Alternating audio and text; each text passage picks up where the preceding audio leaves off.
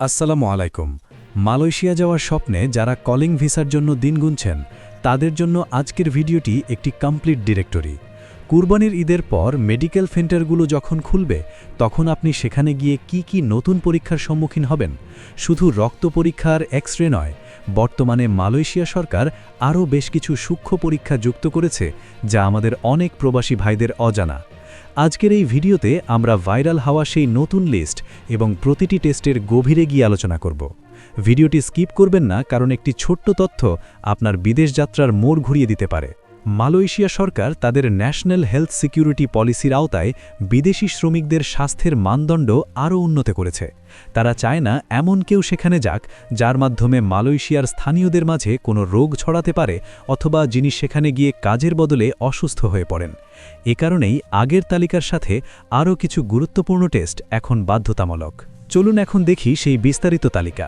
ইকটিমলুন মাঝে কাইয়েবিবেগাবি সংক্রামক ব্যাধি পরীক্ষা, এইচআইভি, হেপাটাইটিস বি এবং সি এগুলো আগে থেকেই ছিল এবং এখনও সবচেয়ে গুরুত্বপূর্ণ।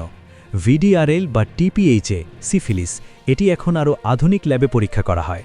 টিউবারকিউলোসিস বা টিবি শুধুমাত্র ডিজিটাল এক্স-রে নয়, কোনো ক্ষেত্রে সন্দেহ হলে স্পুটাম বা কফ পরীক্ষাও হতে পারে। নতুন যুক্ত হওয়া পরীক্ষা, HbA1c গড় ডায়াবেটিস পরীক্ষা। আগে শুধু ইউরিন সুগার দেখা হতো, এখন গত 3 মাসের গড় ডায়াবেটিস চেক করা হয়। যাদের ডায়াবেটিস অনিয়ন্ত্রিত তারা এখানে আনফিট হতে পারেন। লিভার ফাংশন টেস্ট LFT, রক্তে বিলিরুবিন বা এনজাইমের মাত্রা দেখা হয়। যারা অতিরিক্ত ঔষধ খান বা লিভারের সমস্যায় ভুগছেন তাদের জন্য এটি challenging. Kidney function test creatinine, রক্তে ক্রিয়েটিনিনের মাত্রা দেখা হয়। মাংস বেশি খেলে এটি বেড়ে যায়, যা কুরবানির ঈদের পর একটি বড় সমস্যা। ম্যালেরিয়া এবং ফাইলেরিয়া, রক্তে ম্যালেরিয়া এবং গোদ রোগের জীবাণু আছে কিনা তা দেখা হয়। শারীরিক ও মানসিক সাইক্রিয়াট্রিক ইভ্যালুয়েশন, এটি এখন আরও গুরুত্ব দিয়ে দেখা হয়। আপনার কথা বলা এবং আচরণের মাধ্যমে আপনার মানসিক সুস্থতা যাচাই করা হয়। প্রেগন্যান্সি টেস্ট, নারী কর্মীদের ক্ষেত্রে এটি বাধ্যতামূলক।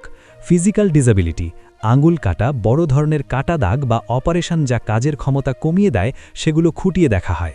বন্ধুরা, কুরবানির ঈদের পর মেডিকেলে সবচেয়ে বেশি মানুষ আনফিট হয় দুটি কারণে, ক্রিয়েটিনিন এবং সুগার। অতিরিক্ত মাংস খেলে রক্তে প্রোটিনের বর্জ্য বা ক্রিয়েটিনিন বেড়ে যায়। মিষ্টি ও ভারী খাবার খেলে রক্তের সুগার লেভেল অস্বাভাবিক দেখায়। তাই ঈদের অন্তত 7-10 দিন পর মেডিকেল দেওয়া সবচেয়ে নিরাপদ। এই সময় শরীরকে স্বাভাবিক অবস্থায় ফিরিয়ে আনতে প্রচুর পানি এবং ডাবের পানি পান করুন। মেডিকেলে যাওয়ার আগের চূড়ান্ত চেকলিস্ট, মেডিকেলে যাওয়ার আগের দিনগুলোতে নিচের কাজগুলো অবশ্যই করবেন। 1. পর্যাপ্ত পানি, প্রতিদিন 4 লিটার পানি পান করুন। 2. সবুজ সবজি, মাংস বাদ দিয়ে বেশি করে সবজি খান। 3. বিশ্রাম, পরীক্ষার আগের রাতে কোনোভাবেই জেগে থাকবেন না, অন্তত 8 ঘন্টা ঘুমান। 4. ব্যক্তিগত পরিচ্ছন্নতা, নখ কাটা, চুল ছোট রাখা এবং পরিষ্কার পোশাক পরে যাবেন, কারণ আপনার অ্যাপিয়ারেন্স বা বাহ্যিক দিকটিও ডক্টরের নোটিসে থাকে। পরিশেষে বলবো, মালয়েশিয়া যাওয়ার পথে মেডিকেল হলো সবচেয়ে বড় ফিল্টার। তাই সরাসরি মেইন মেডিকেলে না গিয়ে নিজের উদ্যোগে একটি ছোট চেক আপ করিয়ে নিন। কোনো সমস্যা থাকলে সেটি সংশোধন করে তারপর ফমেমা অনুমোদিত সেন্টারে যান। আপনার যদি কলিং ভিসা বা মেডিকেল নিয়ে আরও কোনো প্রশ্ন থাকে আমাদের কমেন্ট বক্সে লিখুন। ভিডিওটি শেয়ার করে আপনার বন্ধুদেরও সচেতন করুন। মালয়েশিয়ার সকল অথেন্টিক নিউজ পেতে মালয়েশিয়া নিউজ BD 0.2 এর সাথেই থাকুন। সবাই ফিট থাকুন, ভালো থাকুন। আল্লাহ হাফেজ।